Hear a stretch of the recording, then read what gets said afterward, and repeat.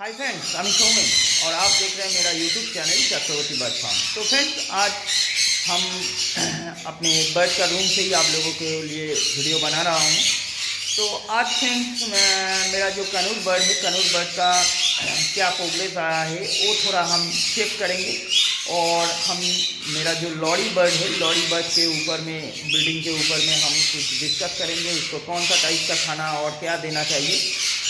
तो चलिए, वीडियो ज़्यादा लंबा नहीं करेंगे, तो डायरेक्टली जाते हैं इस साल में कनूर बर्ड का अभी तक क्या प्रोग्रेस आया है वो थोड़ा हम चेक कर लेंगे। चलिए फ्रेंड्स।